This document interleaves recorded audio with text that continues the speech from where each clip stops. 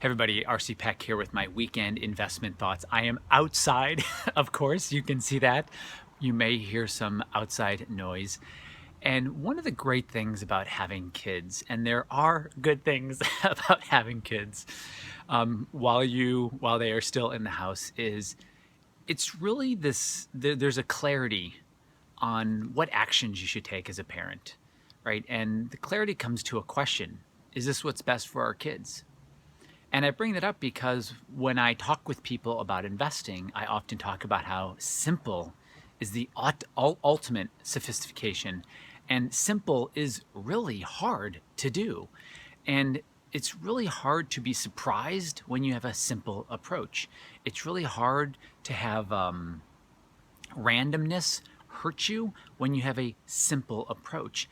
And the idea that you have all this clarity with simple, again, it gives you the power, it gives the power back to you. So I bring that up because I want to talk about some data that is coming out each year and it never changes. Now, you know me, I don't want to give data for data's sake, but I want to talk about how powerful simple is. And if simple is a word that kind of triggers like simple is weak, it isn't. Simple is straightforward, simple is powerful, and simple can keep you on the right side of the market. And that's why you don't actually see simple marketed that often. It's because it's really hard to market because humans themselves believe that things have to be complicated to have value. And the mutual fund industry and the big box industry, they are not marketing to you on simple because then you wouldn't need them. What they're marketing to you on is very, very, very complex out there, but we can help you and we have low fees. So give me a second so I can get behind the computer and let me show you these 7 charts that I think are going to bring you a lot of clarity.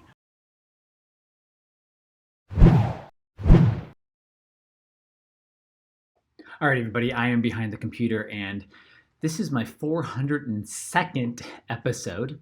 So good to have you here. Thank you for your time. I put this image in here because it reminds me of my son. And whenever he does these mazes, he does them what I would consider in reverse. But he goes, Dad, why would I? Meaning he starts at the exit and moves his way back.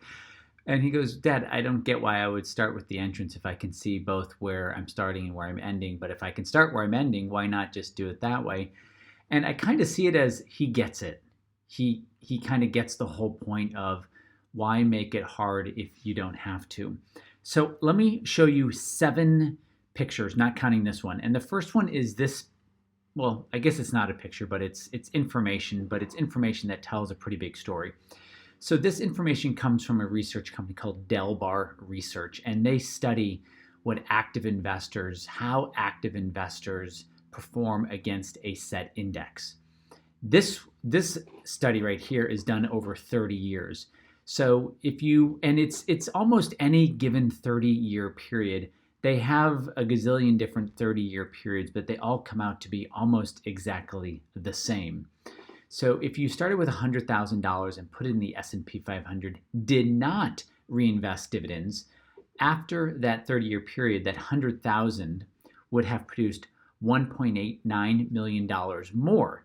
So if you would have added the 100,000, it would actually be 1.9 million. But let me just set aside the 100 that you started with. Now, Dalbar has followed active investors and do-it-yourself investors over the same time period. And that 100,000 would have produced another 193,992. So above the DIY, there's a number that you might not be able to see, but the number is 193,992.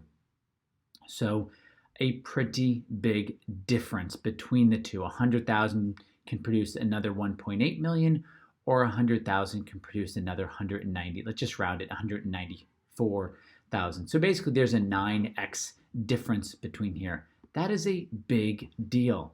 That's why a lot of activity, the pick of the month newsletter, that's why I kind of talk about how it can help you, because they're all about activity. Now, it gets worse. That was just equities, guys. That was just equities, stocks. I didn't make that clear, but now let me make that clear.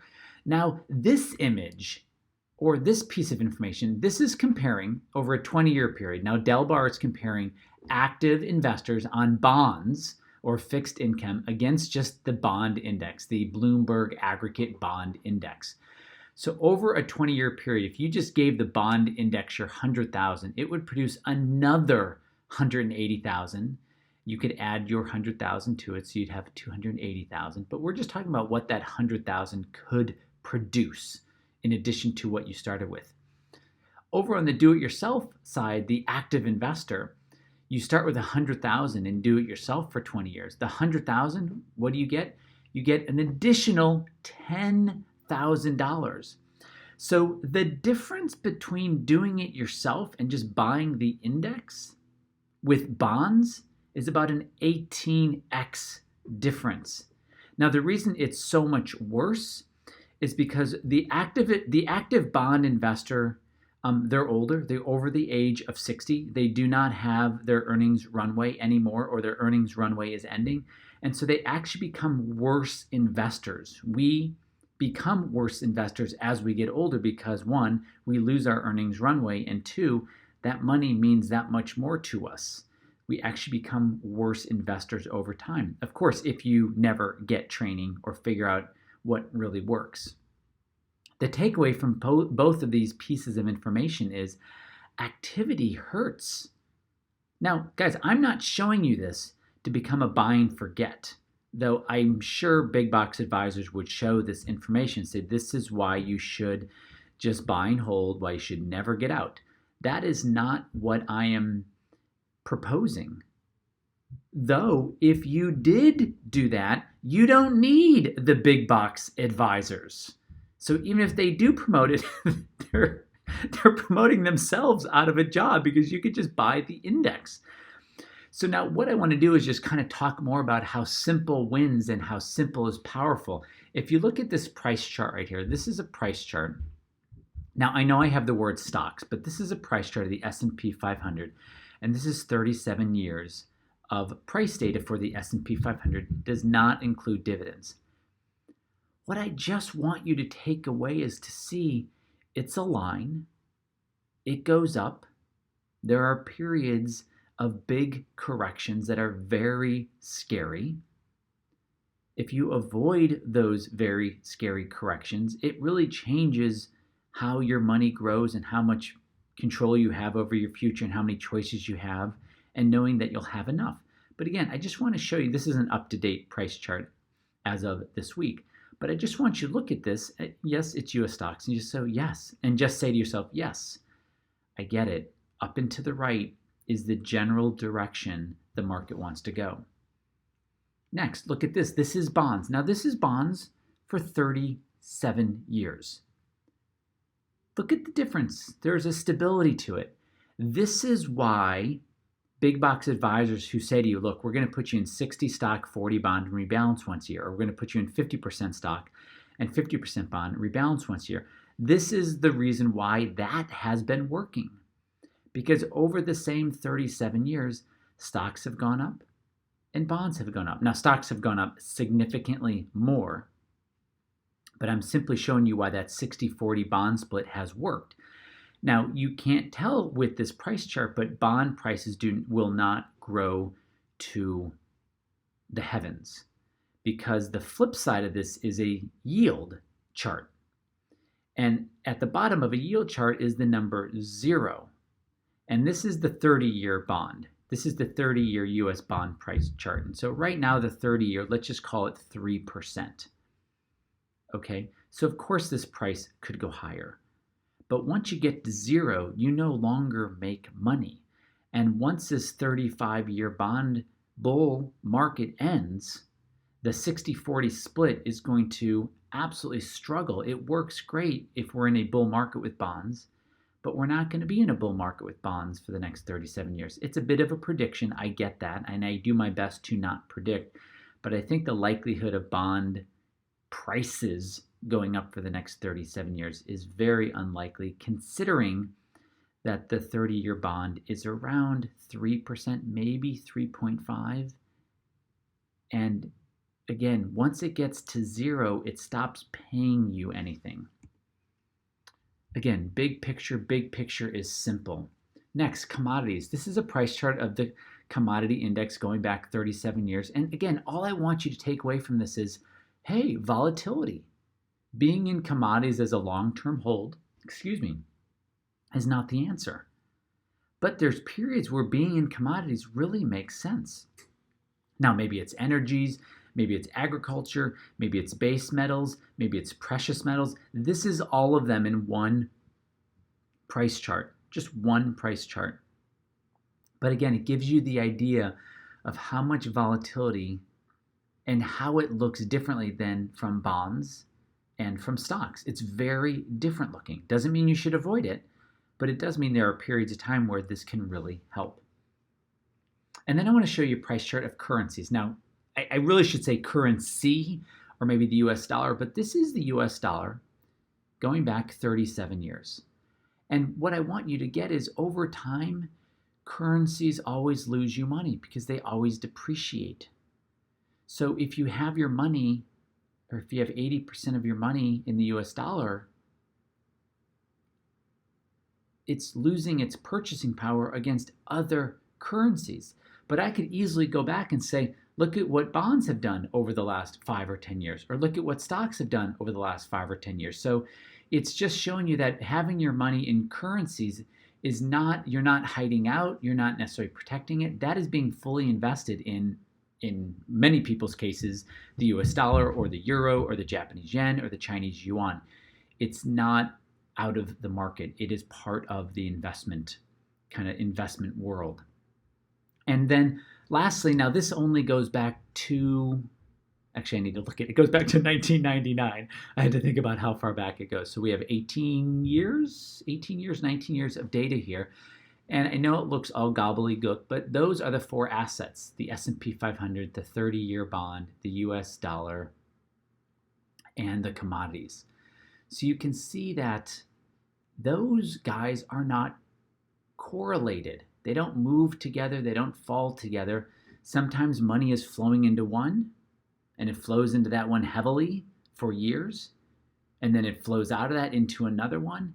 And this is just simply to show, yeah, you know what? Being allocated into all 4 is not the answer. I know that's what the big box have told you, is to have a nice globalized or global diversification. You do not want to be diversified globally. You do not want to be diversified by different sized stocks, and you don't want to be diversified by different sectors. It's the same thing, guys. That's why I rail against diversification, because diversification doesn't help. Knowing where money is flowing helps. That's the one thing that helps more than anything else.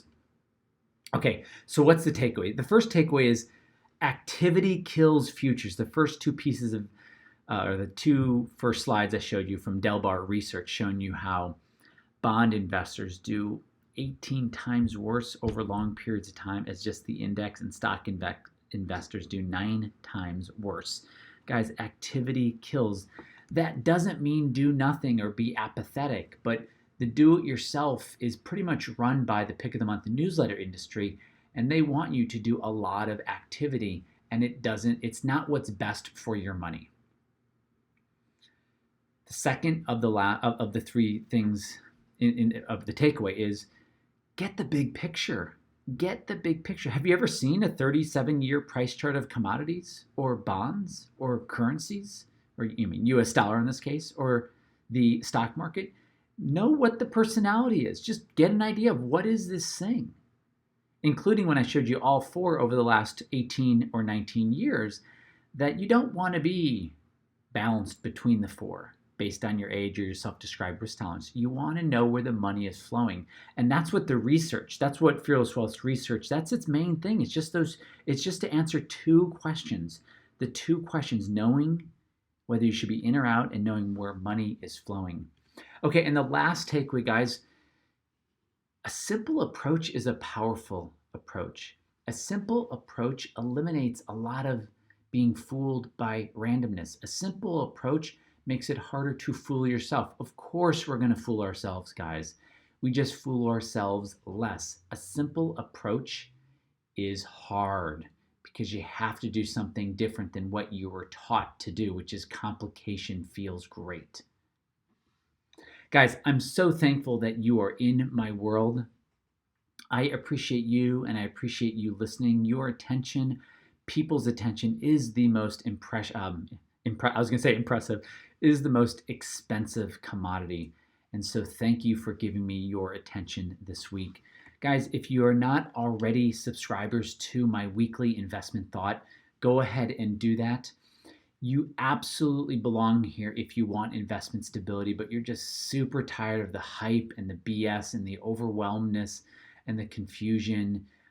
Absolutely. And look, let us help you become the smartest investor in the room so you can stop drowning in the drama and the distraction and just get the principles for free.